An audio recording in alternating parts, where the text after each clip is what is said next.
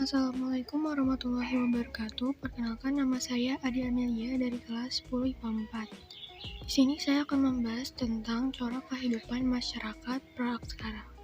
Apa itu Praaksara? Pengertian Praaksara berasal dari dua kata, yaitu pra yang berarti sebelum dan aksara yang berarti tulisan. Sehingga Praaksara merupakan zaman di mana manusia belum mengenal tulisan. Yang kedua, pengertian Nirleka. Ada juga istilah yang mirip dengan Praaksara, yaitu Nirleka yang berasal dari dua kata, yaitu nir yang berarti tanpa dan leka yang berarti tulisan.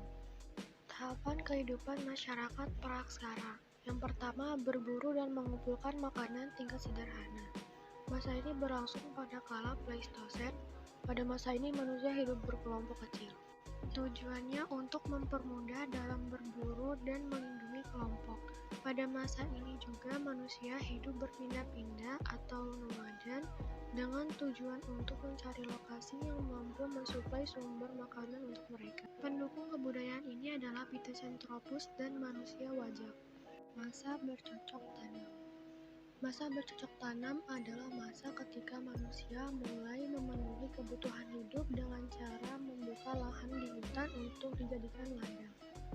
Pada masa ini, manusia Praaksara mulai hidup tetap di suatu tempat tinggal sederhana secara berkelompok, tetapi hidup berburu dan mengumpulkan makanan tidak sepenuhnya ditinggalkan.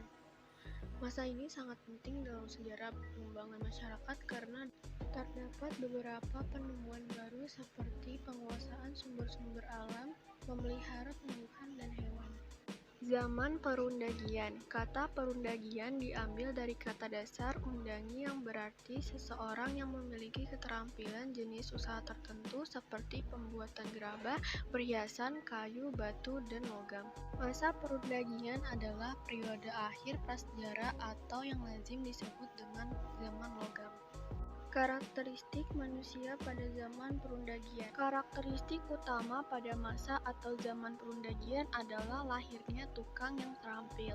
Pada masa ini, berbagai usaha dilakukan manusia menuju ke penyempurnaan kegiatan dalam bidang pertanian, peternakan, dan pembuatan gerabah. Selain itu, hal-hal baru mulai ditemukan masyarakat. Yang terpenting diantaranya adalah peleburan biji logam dan pembuatan benda-benda dari logam. Jenis manusia purba. Jenis manusia purba yang pertama adalah Meganthropus, sekumpulan koleksi fosil mirip manusia purba yang ditemukan di Indonesia. Fosil ini pertama kali ditemukan oleh G.H.R. van Coegeswulf pada tahun 1936 dan berakhir 1941 di situs Sangiran, yaitu rahang bawah dan rahang atas. Yang kedua adalah Pithecanthropus. Pertama kali ditemukan pada awal penemuan makhluk mirip manusia ini diberi nama ilmiah Pithecanthropus erectus oleh Eugene Dubis. Pemimpin tim berhasil menemukan fosil tenggorokannya di Trinil, Ngawi pada tahun 1891. Yang terakhir adalah asal-usul nenek moyang bangsa Indonesia.